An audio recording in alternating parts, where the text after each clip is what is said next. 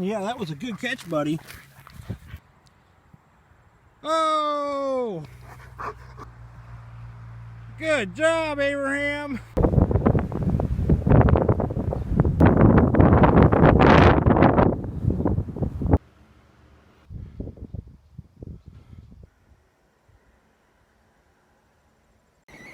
Good morning. As you can see, we have heavy fog. Abraham's back there. He wanted to play some ball, but he didn't really want to play. He just wanted to come outside after he took his ball and ran off with it.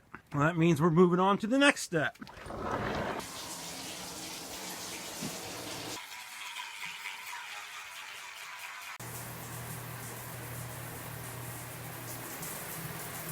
Bless his heart.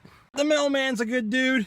I asked him how he liked driving on the other side. You know how they always sit in the passenger side? He's like, well, I'm pretty used to it. I've been doing this for 30 years. I've drove over 1 million miles on the other side. I'm like, oh, wow. Anyways, guys, we got some merch right here. Let's see what it is. All right, what do I got here? What did I order yesterday? Now, those new shorts. Aren't those sweet? Hey, wait a minute. Yeah, wait a minute. All right, so we had an upsize. The other ones are just a little tight. They work, but they're just a little tight. So we got some new shorts. And, well, had to replace the old sweats, my friends. Yeah, that's right. You can see those awesome shorts poking through. So we got 3 new pairs of these. 1 Abraham, 2 Abraham. Boink! Oh, no! Hey, I don't think so. I don't think so, Abraham. Some fresh swag right there. Hey, Abraham. Abraham, you get out of there. You're sniffing it out, I know. That's not too bad of a shirt. That fits pretty good. Oh, yeah. So, guys, let me show you what I've been researching. I was actually going to put a video together on this, but then I realized that probably not too many of you guys really care to watch a full video on this. But let me show you what I've been researching. Should married couples have separate bank accounts? My husband and I don't have a combined account. Well, let's just see what Dave says about this. Well, my husband and I are wondering, should we combine our finances? Yes. You notice how quick he said yes there? Now, I could give you the full breakdown and the full scoop. I feel like I could teach the class at this point. But if you want to go farther together, you married couples out there or folks that are going to get married, if you want to go the farthest that you can in your relationship and you want to get the most out of it, then you need to have the same bank account. Yeah, waiting on parts. Oh, what do we do? Well, guys, I didn't really plan on going here. At least not in this video. But it's turning into a marriage video with Matt. Your teacher, Matt, talking about biblical financial practices. And that's right, guys. Anytime that I'm giving you life advice, more than likely it's probably coming based from the Bible. I believe the Bible is truth and the Bible is word. Hey, you don't have to believe that. But when I do my advice in life, that's where I go for advice. So anyway, as far as marriage advice goes, I guess I'm teaching a little bit of a segment here, and if I can understand if you want to click off and this isn't your cup of tea. But I'm single. I'm not married. Hopefully one of these days I will be married, and I like to be prepared. I like to know what the Bible says about it and how to handle money and do all that type of stuff. So I've been watching a lot of videos, guys, a few plus videos the other night on how married people should handle money. And, well, if you're doing it biblically speaking, you should only have one account. And I know quite a few people that I'm related to that have 2 different accounts for a marriage. And personally, I think they're losing, and I think they would be financially better off and have more money overall if they were actually working together. And let's just start off right here, guys. I'll start off reading a Bible verse for you. It's Mark 10:8. And the 2 shall become one flesh. If you're getting married and you're doing a biblical marriage, which is the only kind of marriage I want is a biblical marriage. So ladies out there, if you're watching this, you'll pretty much have to watch this video that I have made today, and you'll have to agree with pretty much everything that I've said here, or I'll have to send you right out the door. Anyhow, let's go ahead and get started. So I read to you Mark 10, and the 2 shall become one flesh, so they are no longer 2 but one flesh. So you get married, and the preacher says, and you are now joined together, you are now one, so you have a man and a woman. All right, so you get put together. You know, you got one bank account, you got 2 bank accounts. Well, why does one flesh need 2 different bank accounts? Well, the correct answer is they don't, and they should only have one. Because if you're married, you are now one. And I know folks out there are saying, oh, that's not true. You got to have his money and you got to have her money. Well, when you're married, everything is together. even the debt. For example, say if I marry someone who has debt.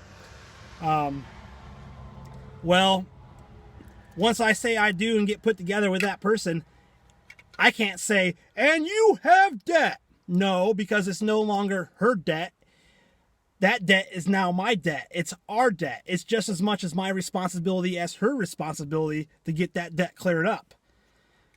Same with money. If I go out and make $100 over here, when I come home, well, she automatically gets half of that because you are now one. And I know, folks, like I just said about independence. Did I say that?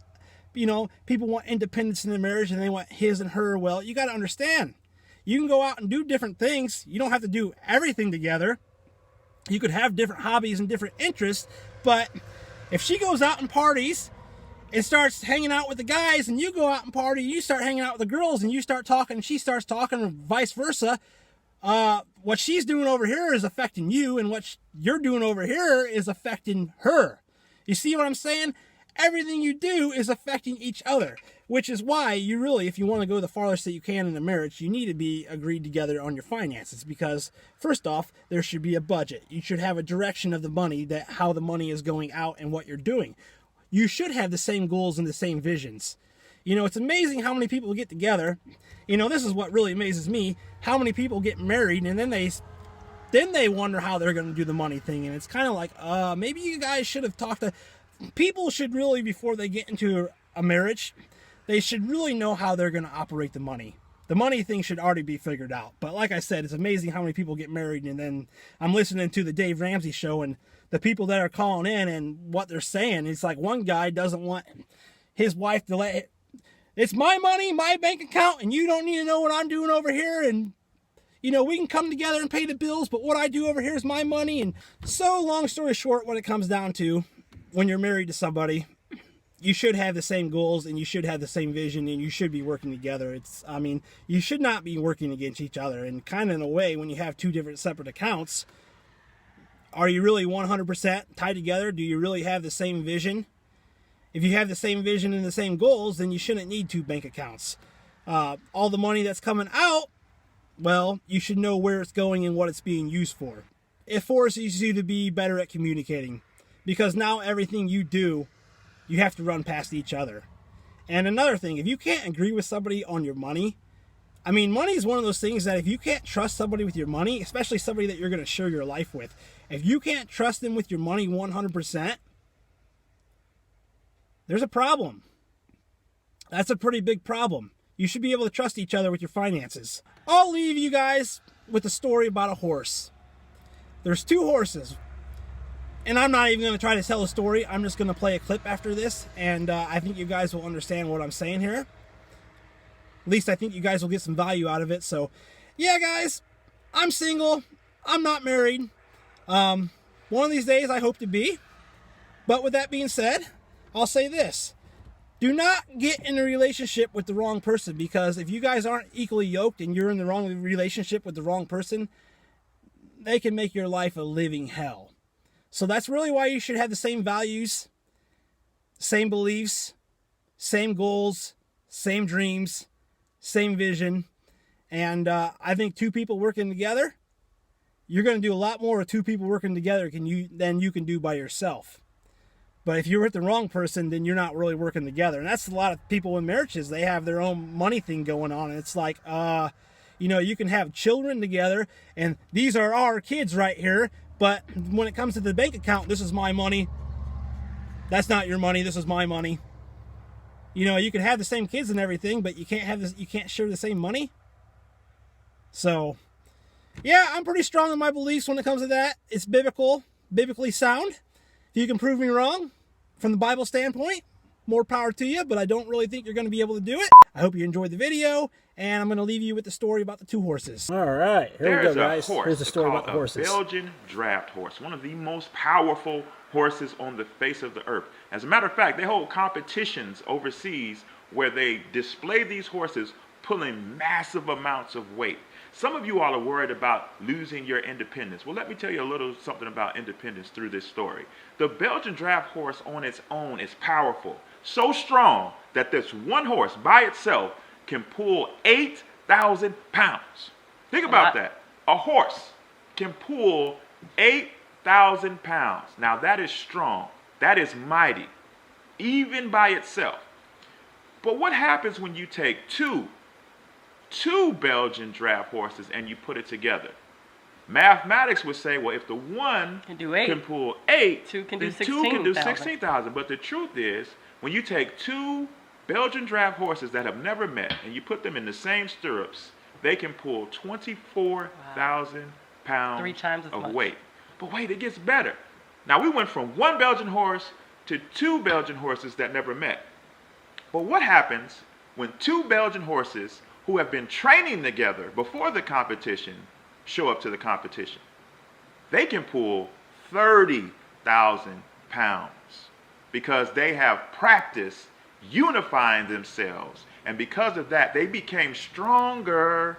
They became stronger. They didn't become twice as stronger. They became 5 times as stronger. And that's what will happen if you decide that you're going to do it God's way. You're going to unify, not only in holding hands and hugging each other and making kids, but every area of your marriage, from finances to every part of your marriage. Unity is God's plan for your marriage, and that includes your bank account. That's right, guys. All right, guys, I think that's a pretty cool story right there. It really shows how 2 people working together can go a lot farther than one. And if you're all in, you're all in. So, biblical marriage advice right there. Like I said, if you can prove me wrong, leave it down in the comments. But yeah, I don't really think you're going to be able to do that on this one. So, all right, guys, thanks a lot for tuning in, and I will talk at you in the next one.